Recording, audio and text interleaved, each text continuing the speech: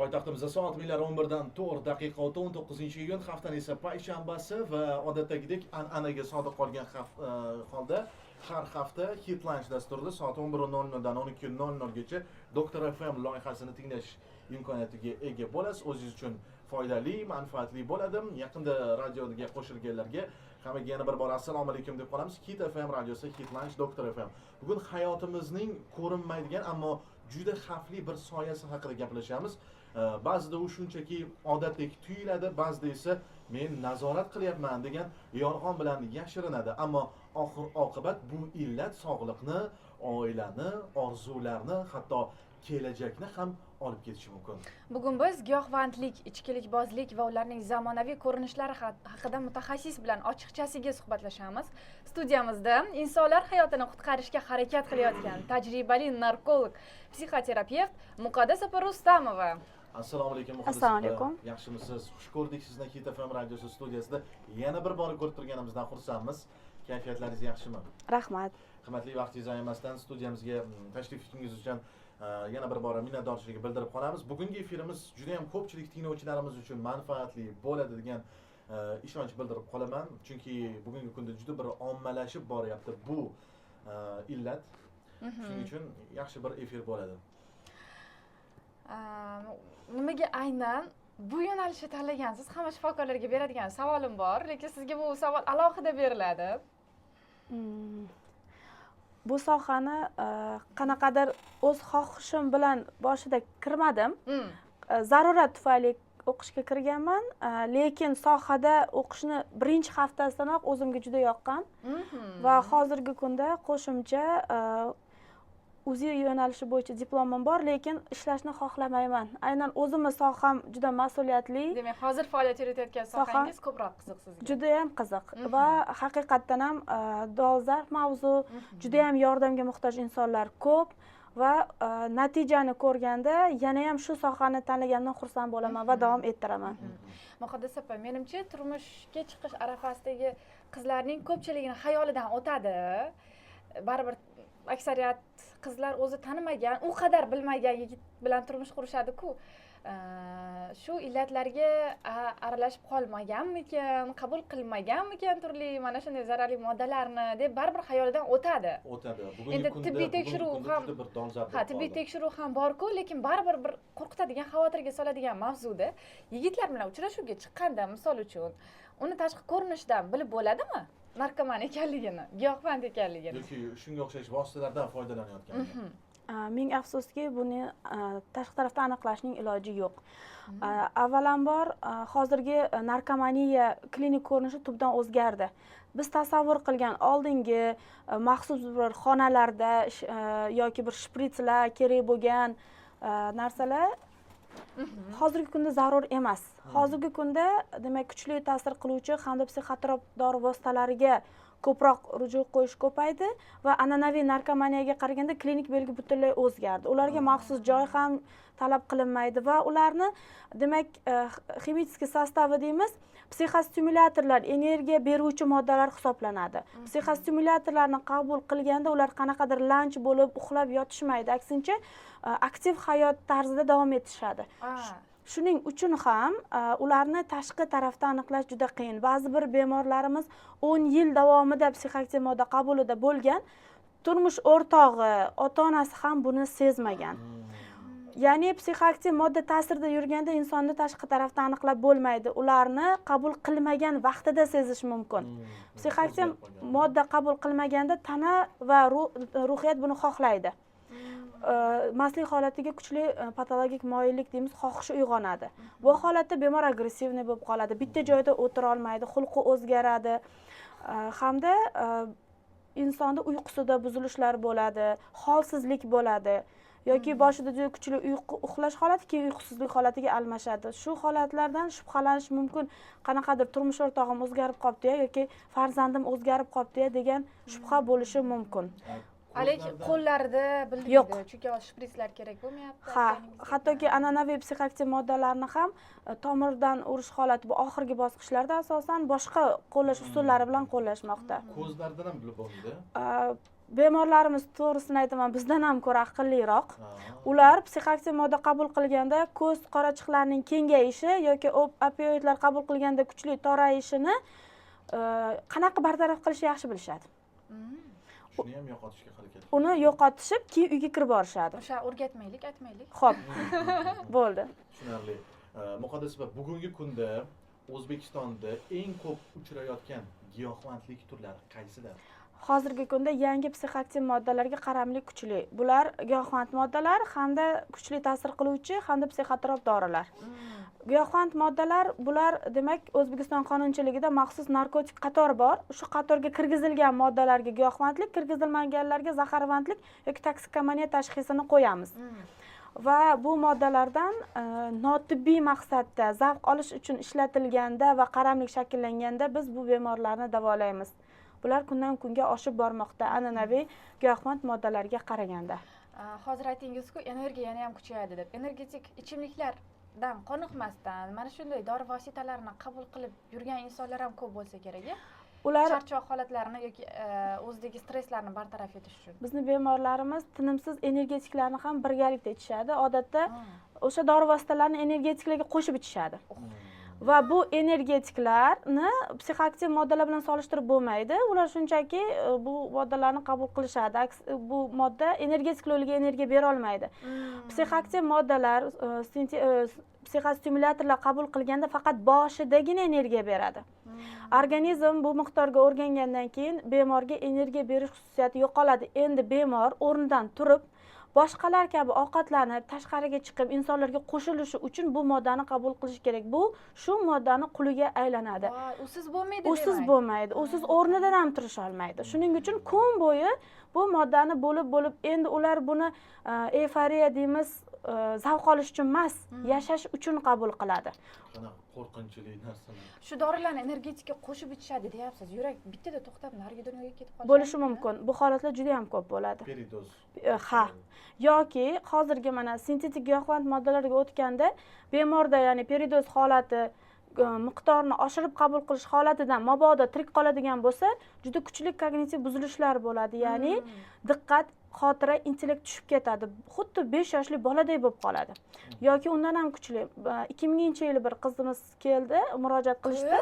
Ha. Qabul qilgan bo'lsa 3 marta qabul qilgandir.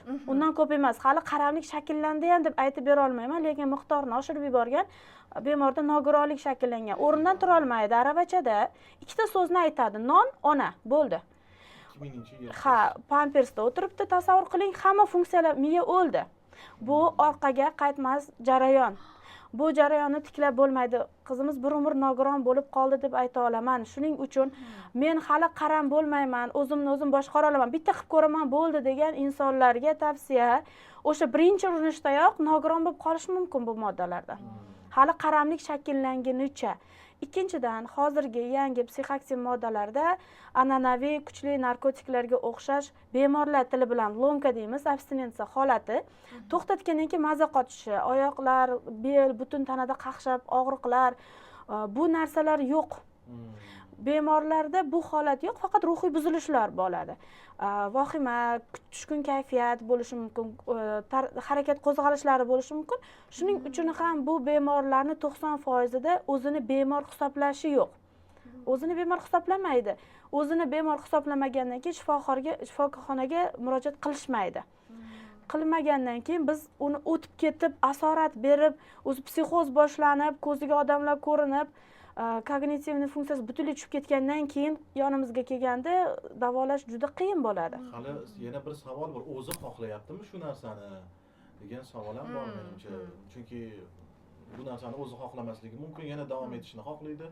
Ko'pincha mazasini tushungandan keyin bilasiz shunaqa. Agar sizda ham savollar bo'lsa o'rtoqlar, 88 114 90 raqamini Telegramga saqlagan holatda Telegram orqali, Messenger orqali xabarlaringizni yozib qoldirishingiz mumkin. Jonli efirda o'qib eshittiramiz va javoblarni ham mutaxassisimiz tomonidan jonli olamiz. 11:13 va biz davom etamiz. Aytamiz o'rtoqlar, Doktor FM dasturi bugungi mehmonimiz narkolog, psixoterapevt Muqaddas Rustamova hisoblanadilar. Tinglovchilarimizdan savollar yetib kelishdi boshladi. 88 114 90 raqamiga o'zingizni savollaringizni yozib qoldirishingiz mumkin va menda esa hozir Muqaddas biz siz uchun boshqa bir savol bor. Bugungi kunda ota-onalar farzandida giyohvandlik belgilari borligini qanaqa sezish mumkin? O'zi farzandini spirtli ichimlik yoki narkotikdan asrash uchun ota-onalar nima qilishlari kerak? Hozirgi psixoaktiv moddalar qabul qilgan bolalarda birinchi o'rinda xulq o'zgaradi. Tanadan bilib bo'lmayapti, demak xulqidan sezsak bo'ladi. Har qanday kasallik, qaramlik bu ruhiy kasallik. Ruhiy kasallikning o'zini ruhiy belgilari bo'ladi. Xulq o'zgarishi, ya'ni ular bitta joyda o'tira olmay qolishadi, jizzaki bo'lib qoladi. Bitta narsaga diqqatini oxirigacha jamlay olmaydi. Qiziqishlar darajasi torayib boradi. Oldin sport, qanaqadir repetitorlar bo'lsa, shu narsalarga o'zi qiziqish yo'qoladi. Asosan uydan qochishga harakat qiladi. Chunki psixoaktiv moddalar yoshlar o'rtasida guruhli tarzda suiiste'mol qilinadi. Guruhli tarzda qilish uchun ular ko'p vaqtini ko'chada o'tkazish kerak. Va ularda yolg'onchilik paydo bo'ladi. Chunki psixoaktiv moddalar bepul emas, pul bo'ladi. Yosh bola pul ishlab topa olmagandan keyin ota-onasini aldab pul olishga harakat qiladi. Uydan pul olib chiqib ketadi. Ha, yoki biror nimani olib sotib yuboradi. Yaxshi narsalar yo'qolib qoladi yoki telefonimni tushirib qo'ydim, sindirib qo'ydim, stomatologga pul bering, bunga sartaroshga pul bering deydi-yu, lekin ota-ona orqasidan tekshirsa hech qanaqa sartaroshga bormagan, yuzidan ham bilinadi. Va insonning asosiy maqsadi psixoaktiv moddani bugungi dozasini topish bo'lib qoladi. Tashqi ko'rinishiga umuman e'tibor bermaydi. Gigiyena tushib ketadi, kiyinishi, imiji o'zgaradi. Hamma narsa nima deydi, soddalashib boradi. Yomonlashib boradi. O'ziga umuman qaramay qoladi. Birinchi o'rinda mana qizlarimiz ham oynani oldidan keta olmaydigan qizlarimizga umuman bu narsa kerak bo'lmay qoladi. Asosiy narsa bugungi qiziqishlar so'nib borar ekanda, hayotga bo'lgan motivatsiya, chiroyli yurish, chiroyli kiyinish, o'ziga qarash yo'qolib borar ekan. Va psixoaktiv moddada shunaqa komponent bor, xumorni bitta komponent, xulq-atvor komponenti, ya'ni psixoaktiv moddani organizm xohlayotganda unga qarshilik qildirganda unga juda ham kuchli bunt ko'tariladi, qarshilik qiladi. Ya'ni ota-ona unga birinchi raqamli dushmanga aylanadi. Ota-ona, yaqinlari u hammani yomon ko'rishni boshlaydi. Hamma dushman, hech kim uni tushunmaydi. Shunga o'xshash oilaviy konfliktlar ko'payib ketadi. Hozir hattoki maktab bolalari orasida ham keng tarqalgan ekan, sinfdoshiga sotayotgan ekan, tashqaridan begona insonlar. Psixoaktiv moddaga qaramlik kelib chiqishi 3 ta sabab bor. Birinchisi biologik sabab. Bu ota-onada spirtli ichimliklar yoki tamaki mahsulotlari yoki narkotiklarga qaramlik bo'lsa, gendan genga moyillik sifatida o'tadi. Bola kasal bo'lib tug'ilmaydi. Lekin umuman moyilligi yo'q bo'lgan inson psixoaktiv modda, misol uchun tamaki qabul qilib ko'rsa-yu, moyilligi bor bola qabul qilsa, moyilligi bor bola bittada shunga o'rganib qolishi mumkin. Ikkinchi sabab bu psixologik sabab. Psixologik sabab bu boladagi psixotravmalar. O'zini anglamasligi, oilaviy, misol uchun disfunksional oilalar deymiz, ajrashgan oilalarning farzandlari, oilaviy janjalli oilalar. U yerda bolaga hech kimning vaqti yo'q. Yoki ota-ona 24 soat ishda. Kelganda ham kontrol qiladi, lekin bolani eshitmaydi, tinglamaydi, ehtiyojlarini bilmaydi. Bunday bolalar mehrga muhtoj bo'ladi. Bu bola maktabga boradi, maktabini o'zgartirdi deylik, bitta bemorim faqat 5 bahoga o'qigan bola, nimaga 5 ga o'qigan, onam meni maqtasin, onam meni yaxshi ko'rsin. Maktabini o'zgartirganda bu sinf hammasi 3 bahoga o'qiydigan bolalar, 5 ga o'qiydigan bolani bu sinf qabul qilmaydi. Bola 3 ga o'qishni boshladi. Nima uchun? Chunki bolaga atrofdagi jamiyatni tan olinishi muhim. Meni jamiyat tan olsin, shu bolalar meni ham guruhiga qo'shsin degan maqsadda u bola sigaret chakadi. Muhitga qo'shiladi. Nimaga o'zining shaxsiy fikri? Chunki uyda uni hech kim tan olmaydi. Uni misol uchun qarang, bolani biologik ehtiyojlari bor, biologik o'zini qobiliyati bor. Bolani matematikaga qobiliyati yo'qdir.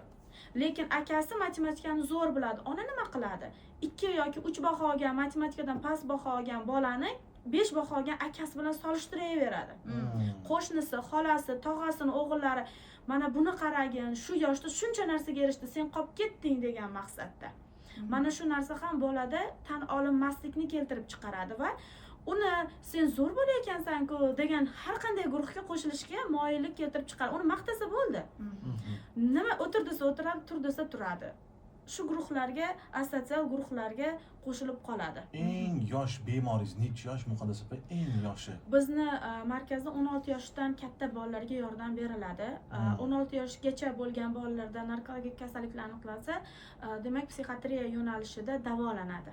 16 yoshdan katta bolalarni biz davolaymiz, lekin 29-30 yoshli bemorim bilan gaplashganimda ham birinchi qabul qilgan psixoaktiv moddam tamaki 9 yoshda deb aytishgan. 9 yoshda. 9 yoshda.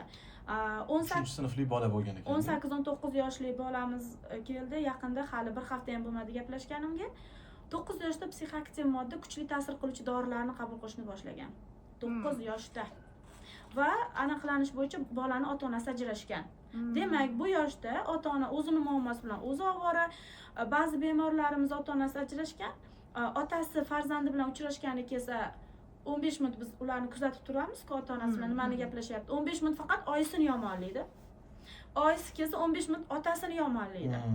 Qarab turaman, bu muhit hozir bolani davolab chiqarganimdan keyin ko'chaga yana shu muhitmi, yana shu aura, yana shu holat, shu stress, shu muammo, jamiyatda yashab ketish qiyin bo'ladi bu bolalarni. Chunki narkomaniya davolash bu narkologiyaga kirgizib yuborib sog'lom bolani olib chiqib ketishmasda, biz kompleks birgalikda harakat qilishimiz kerak. Narkolog, terapevt, psixolog, psixoterapevt, mahalladagi xodimlar, ijtimoiy xodim, ota-ona, oilaviy juda katta brigada bo'lib bitta bemorni davolashga shuncha kuch sarflayapmiz. Shuning uchun ham bemorni davolagandan uni oldini olgan yaxshi deb hisoblayman va ota-onalarga maksimal informatsiya beryapmiz. Mana ijtimoiy tarmoqlar orqali, radio, televideniya orqali ogoh bo'linglar. Narkologiyada ishlamaganingiz uchun hozir meni gapim ertak bo'lib tuyulishi mumkin. Ko'chada bo'lishi mumkin. Yo'q, ko'chada emas, bizning oilamizda bo'lishi mumkin. Siz uni bilmaysiz. 10 yillab psixoaktiv modda qabul qilgani bildirmagan bemorlarim bor. 90% shunaqa. Mana hozir bitta misol, savol yetib kelgan tinglovchilarimizdan qarang, mana jonli savol hozir yetib keldi. Men bitta inson bilan 6 oy gaplashib, bir-birimizni sinab ko'rganmiz. Men shu vaqt ichida u insonda hech qanaqa o'zgarish sezmaganman, afsuski. To'ydan keyin bilib qolganman va ajrashishga majbur bo'lganman. Savolim, tekshiruvdan o'tganda bilinmaydimi? Chunki tibbiy tekshiruvdan o'tganda sog'lom deb chiqarib berishgan, deyapti. Mana qarang. Tibbiy tekshiruvdan o'tkazayotganda qon yoki siydik analizi topshirilmaydi. Unda bemorning qonida psixoaktiv modda bor yo'qligi aniqlanmaydi. Lekin hozir qonunchilikka o'zgarishlar kiritilib, aynan zagsdan o'tish jarayonida buni joriy qilish kirgizilmoqda. Qonni ham tekshirish. Qon yoki siydik orqali biz odatda siydikdan tekshiramiz. Nima psixoaktiv modda qabul qilganini chiqarib beradi. Bu ham 1 oy ichida. Bola kalasi ishlaydigan bizning bolalarimiz, bemorlarimiz juda zo'r kalasi ishlaydi. Bu joyda 1 oy oldin to'xtatib qo'yib psixoaktiv moddani o'sha narsaga tayyorlanishlari ham mumkin. Внезапно tekshirtira olmaysiz-ku. Yana qaytaraman, xulqidan sezmaysiz. Turmush o'rtog'i sezmaydi. Birga yashab turgan inson sezmasligi mumkin. Juda bir ayyoronalik. Ha, hozir qarang. Bu narsa psixoaktiv moddani figurasi, ichidagi tarkibi o'zgarib boryapti va uning klinik belgisi ham o'zgaryapti. Masalan, bitta modda chiqib biz uni klinik belgisini o'rganib davolaganimizcha u yangisi ixtiro qilinib bo'ldi. Shuning uchun hozir bizni qiynaydigan narsa ham shuda, bemor o'zi keladi, men mana bu moddani qabul qildim deb keladi. Klinika umuman boshqa. Demak, tekshirganimizda ham aniqlanadi, bir 10 ta modda chiqib keladi.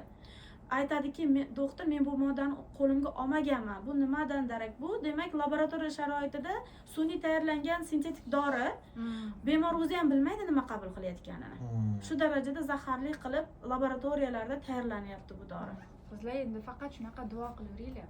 Ayyor bo'lib ketibdi odamlar. Qonunni tekshirsangiz ham 1 oy oldin qabul qilmasdan bekitishayotgan ekan. Va bitta narsa yomon bizada. Shu narsaga bilmayman endi qanaqa. Yigitlar ham. Yo'q, bitta narsa yomon mana. To'y aniq bo'ldi, qiz yigitga yoqdi, yigit qizga yoqdi, hammasi ma'lum. Oqo'rar bo'ldi. Fotiha to'yi ham adashmasam o'tgandan keyin tibbiy ko'rikdan o'tishadi-da. Shu narsaga birozgina bir qanaqadir to'g'rilasa bo'larmikin? Qizlar aytish kerak, otam talab qilyaptilar, qon tahlilini topshirish kerak ekan, otam talab qilyaptilar. Hamma narsa hal bo'lgandan keyin tibbiy ko'rikdan o'tishadi-da. Qarang, bizda misol uchun konsultativ poliklinikalarda test usulida tekshirish usullari mavjud. Agar maslahat beraman, shunchaki yigit va qizni ixtiyori bilan xohlagan kuni внезапно deymiz, to'satdan shunda kelishsin, test qilinadi, ikkalasiga ham ko'rsatib beradi. Faqat o'z ixtiyori bilan majburiy davolash ham bo'lmaydi. Majbur insonni uning uchun sudning qarori kerak bo'ladi majburiy davolash uchun. Shunaqa tarzda tekshiruvdan o'tsa bo'ladi. Juda ham ko'p ota-onalar o'ylashadiki, psixoaktiv moddaga qaram bo'lgan farzandim uylansa yaxshi bo'lib ketadi degan. To'ydan keyin o'tib ketadi. Ha, noto'g'ri fikr bu. Chunki bu uzoq vaqt davolanadigan kasallik. Shunchaki to'g'ri mas'uliyat bersa tuzalib ketishi mumkin. Chunki bu kasallikni mas'uliyat qutqaradi. Lekin bu bola mas'uliyatni olishga tayyor bo'lishi kerak. Buning uchun mutaxassis ko'rigi kerak. Rahmat. Yana bitta tinglovchimizdan savol kelgan. Va mana shu savolni keling bitta qo'shiqdan so'ng o'qib eshittiramiz. Davom etamiz. Doktor FM dasturdan uzoqlashmang. Mohinur Yusupova, Umarbek Sultonmurodov va bugungi mehmonimiz Muqaddas Rustamova. Radiosini tinglamoqdasiz va bugungi mutaxassisimiz narkolog, psixoterapevt Muqaddas Rustamovalar. Yana bir bora xush kelibsiz. Davom etamiz. Muqaddas opa, tinglovchimizda kelgan savoldan oldin boyagi mavzu yuzasidan bir aytaylik. Qizlar yozishyapti-da. Men ham turmushga chiqish arafasidaman, lekin bo'lajak turmush o'rtog'imga qon tahlilini topshiring deb qanday aytaman? Mendan jahli chiqsa-chi deb yozyapti. Yana bitta xabar kelgan edi. Agar sog'lom bo'lib chiqsa, keyin boshi baloga qoladi. Sen menga ishonmading deya deb xabarlar kelgan. Sen menga ishonmading deb janjal qilishni o'zi bu samatsenkani pastligidan darak beradi yoki haqiqatdan ham muammosi bo'lishini ham ehtimoli bo'ladi. Ya'ni ular psixoaktiv moddaga moyilligi borlar tishi og'riydimi, boshqa narsa bilan doktordan qochishadi. Bu ham bitta kuzatuvlar natijasi va snejniy samatsenka, past samatsenkasi bor odamlar nimaga menga ishonmading? Agar samatsenkasi norma, o'ziga ishongan yigit bo'lsa, buni to'g'ri tushunish kerak. Chunki hozir hamma yoqda xavf, xatar haqiqatan ham baland, shuning uchun ham ular bir-birini tushungan, mana shu narsani o'zi ko'rsatib beradiki, bir-biriga dunyoqarash to'g'ri kelmayotganini. Ertaga o'zi ham qizli bo'lsa, shu narsani xohlamaydi-ku, shunaqa kuyov olishni. Xuddi shunday. Shuning uchun ham bu joyda to'g'ri tushuntirilib, kelishilgan holatda bu narsani qilish bu yomon emas deb hisoblayman. O'ziga bo'lgan ishonchni pastligi ko'p insonlarda mavjudda. Ota-ona, oilaga ham bog'liqmi? Chunki kelajakda tashqi ta'sirlari ham bunga sabab bo'lishi mumkin, lekin oilaviy muhit ham ta'sir qilishi mumkin. Oilaviy muhit bu narkomaniyani asosida juda katta o'rin tutadi. Ota-onalar juda ko'p holatlarda bolalarning ehtiyojlarini bilmaydi. Ular mana bolalikda o'zlari erisha olmagan ehtiyojlarini qondirishga harakat qilishadi. O'zini velosipedi bo'lmagandir, o'zini yaxshi telefoni bo'lmagandir, o'zi bir vaqtlar dam olishga bormagandir va o'zlari erisha olmagan hamma narsani bolalariga erishtirib, bolalarida ko'rgandan keyin o'zlari xursand bo'ladi. Lekin savol shuni bola xohlaydimi yoki yo'qmi? Juda ko'p misol uchun men o'qish imkoniyatim bo'lmagan, meni bolam o'qimishli bo'lsin deb kun bo'yi repetitorlar, har xil narsalarga band qilib tashlaydi, lekin bolani bunga xohishi bo'lmasa-chi? Bolalarda ko'pchiligida xohish bo'lmaydi. Bolalarda ya'ni bu yerda majburlash emas, bolani qiziqtirish kerak. Bolani kun davomida band qilish kerak, lekin qanaqadir ota-ona bu yerda aqlli bo'lish kerak-da. Misol uchun, farzandingiz shifokor bo'lishini xohlayapsizmi? Bolaligidan shifokorlarning o'yinchoqlarini to'ldirib tashlang. Bola bilan har kuni shifokor va bemor rolini o'ynang. Bolada o'zidan shunga xohish uyg'onsin. Yoki turli xil texnikagami, mashinagami bolani kasbini kim bo'lishini xohlasangiz shunga yo'naltirib, qiziqtirib, keyin kunda bo'lib tashlasangiz, misol uchun kun davomida band qilsangiz, bola maza qilib shuni ishlaydi. Bu necha yoshda bu amallarni bajarish kerak degan savol tug'ilishi mumkin, lekin menda bir yapon yozuvchisini kitobini o'qiganman, 3 dan keyin kechdi. Ha, bola bu chaqaloq o'zi anglab yetmasa-da oldida kompyuterda ko'p otasi ishlasa, miyasiga u ongosiga o'rnashib qolar ekanda, kelajakda u mana shu kompyuter bo'yicha faoliyatini olib borar ekan. Hattoki homiladorlik davrida kutilmagan homiladorlik, xohlamagan, oldirib tashlashni xohlagan farzandlar ham tan olinmagan farzandligini biladi va o'zini oilada keraksiz his qiladi. Yo asotsial guruhga intiladi yoki o'zim ota-onam uchun bir bemorim aytgan, men tabiatning xatosiman dedi. 16 yoshli bola, toksikoman bola. Men tabiatning xatosiman deyapti. Otada opiniya narkomaniya, ajrashib ketgan, onasi doim ish bilan band. bolaga qarashga vaqti yo'q, bola keraksizligini his qilib o'tiribdi va bolada o'zini o'zi o'ldirish programmasi bor narkotik orqali. Tezroq buni tuzatish uchun bu hammasi anglanmagan holatda bo'ladi. Shuning uchun bolani tug'ilishida homiladorlikdan onani asrab, homiladorlikdan to bu ota-onalik bir katta bir dars hisoblanadi va bolalarni o'sha davrda solishtirish. Akang mana matematikadan 5 baho olib keldi. Xolayning qizini qara, buni qara, buni qara, ya'ni Solishtirish. ota-ona o'shanday farzandni orzu qilyapti. Ana tog'asini o'g'lidek, kimdek. Buni bola his qilmaydimi? Bola aytadi-ku, onam meni yaxshi ko'rmaydi yoki bola bor kuchini sarflab onasi xohlagan farzand bo'lishga intiladi. Yoki yesa ham yemasa ham bo'rini og'zi qon. Aksincha. Yoki bo'lmasa ota-onalar doimiy ish bilan band, bolaga e'tiborni pozitiv berasizmi, negativmi buni farqi yo'q. Qarayapti, faqat akasini boshini silayapti. Ukasi idish sindiradi. Shunda ona bolaga qaraydimi, hech bo'lmasa urushib beradimi? Bolaga shu kerak. Xuddi shuning uchun ham bola o'zini asossiz xulq bilan oyna sindir, maktabda to'polon qil, sigaret chakib ko'r, e'tibor tortish uchun bunaqa xulqni namoyon qilish ham mumkin. Hamma narsa onani mehriga muhtojlikdan kelib chiqadi yoki ota-onadan haddan tashqari qo'rqish. Voy o'ldiradi, onam meni o'ldiradi. Bu juda ham kuchli qo'rquv. Bu qo'rquv bilan bola adashib narkomaniyaga kirib qolsa ham vaqtida ota-onaga xabar bera olmaydi, chunki biladi ota-ona buning uchun qattiq jazolashini. Yoki ota-onani qattiq qo'lligi haddan tashqari bolani yolg'on chiqib qo'yadi. Hozir aytsam urushib beradi deydida, yolg'on gapirishni boshlaydi. Tushunarli. Xo'p, ana endi Telegramda savollar bor. 88 114 90 raqamlari o'z ish faoliyatida. Assalomu alaykum. Men chilim chekaman. 13 yildan beri shundan qanday qutulsam bo'ladi? Bir xil paytda chekmasdan 1-2 oy yuraman. Bitta boshlasam, har kuni 2 mahal chekaman. Javob uchun oldindan rahmat. Qaramlik bu ruhiy, surunkali, rivojlanib boruvchi kasallik. Hamma surunkali kasalliklar kabi kasallikning yashirin davri bor, qo'zigan davri bor. Kasallik ma'lum muddat yashirin davriga tushishi mumkin, lekin bu tuzaldi, davolandi degani emas.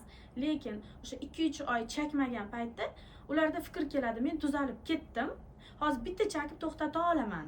Men o'zim nazorat qila olaman. Haddan tashqari o'ziga ishonish.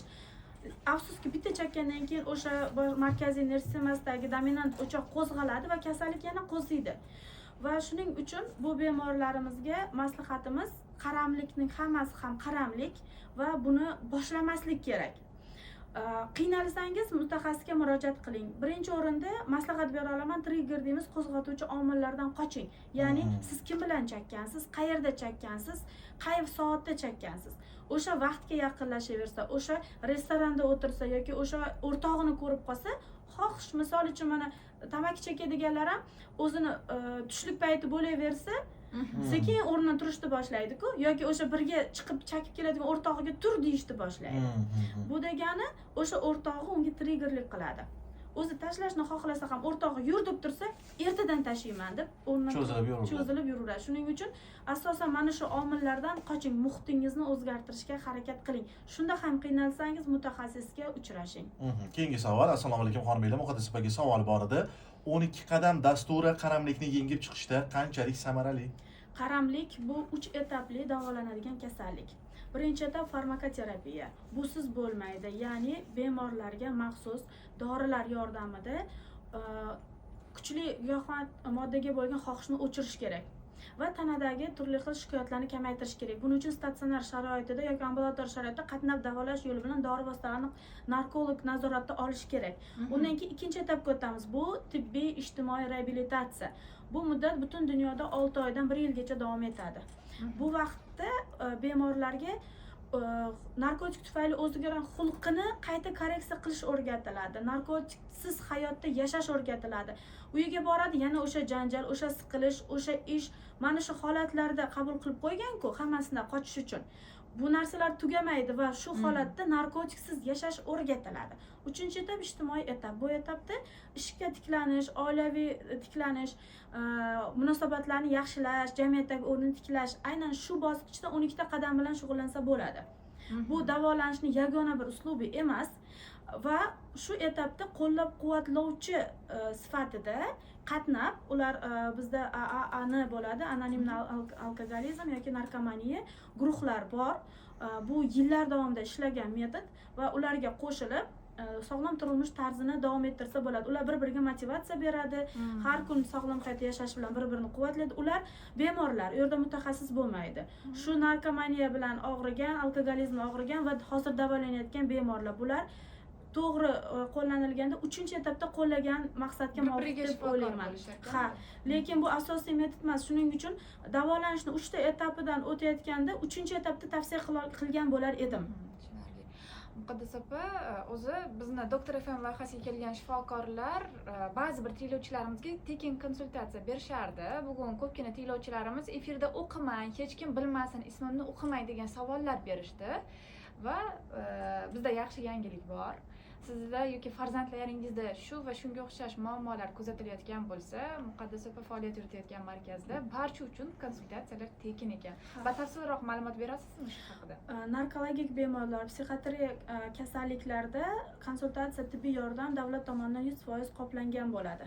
Va buning uchun siz yashab turgan manzilingizdagi, bu Buxoro bo'ladimi, Samarqandmi, Surxondaryomi, o'zlarining dispanserlari bor. Qo'rqmang, uchetga olib qo'yishidan qo'rqmang. U yerda o'zini qonun qoidalari bor. Shunchaki murojaat qilgan bemorni uchetga olib qo'ymaydi. Uni o'zini talablari bo'ladi, qonun qoidalar bular tushuntiriladi va Toshkent shahrida ham har bitta tuman, Yunusobod bo'ladimi, Chilonzor, har bitta tumanda o'zining narkolog shifokori bor, konsultatsiya beradigan. Dispanserga yoki bizning Toshkent viloyatida joylashgan Qibray tumani Salar ko'chasi, Salar qo'rg'oni, Orom ko'chasi 1-uyda joylashgan bizning ruhiy salomatlik markazimizga murojaat qiling va poliklinikada, konsultativ poliklinikamizda narkolog mutaxassis tomonidan bepul konsultatsiyalar berib boriladi. Xohlasangiz raqamimni aytishingiz mumkin.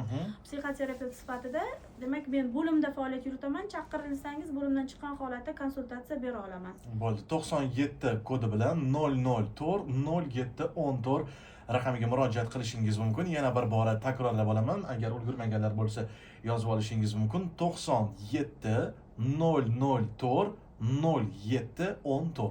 Aynan mana shu raqamlar bugungi mutaxassisimizning raqamlari hisoblanadi va ularga bu yerda o'qilmay qolgan savollar, ulgurmay qolgan savollarimiz bor. Mana shu savollarni shaxsan o'zlariga yo'llab qo'yishingiz mumkin. Muqaddas opa, sizga tashrif uchun yana bir bora rahmat. Men hozir suhbatga berilib ketgandan vaqt 1 soat vaqt qanaqa o'tib ketib qolganini sezmay qoldim. Men o'zim uchun ham, Mohinur ham va bundan tashqari barcha tinglovchilarimiz ham o'zlari uchun kerakli va foydali maslahatlarni va ma'lumotlarni olganlariga hech qanaqa shubham yo'q. Va men bugun xursand bo'lganim, benzinni hidini yoqtiradiganlarning hammasi toksikoman bo'lmas ekan. Ularda anemiya bo'lar ekan. Shuning uchun o'rtoqlar, birinchi qadamni tashlamaslik kerak. Hamma narsa o'sha birinchisidan boshlanadi. Bitta qilib ko'ring, ishlama qilmaydi, keyin tashlab olaman. Bu eng noto'g'ri qaror va eng noto'g'ri maqsad hisoblanadi. Bugun Doktor FM loyihasi mehmoni tajribali narkolog psixoterapevt Muqaddas opa Rustamova bo'ldilar. Sizga rahmat, insonlarga beminnat berib kelayotgan yordamingiz uchun. Omad tilaymiz, muvaffaqiyat tilaymiz sizga. Yana bir bora Muqaddas opa tashrif uchun rahmat. Xursand bo'ldik. Rahmat. Davom etamiz keyingi soat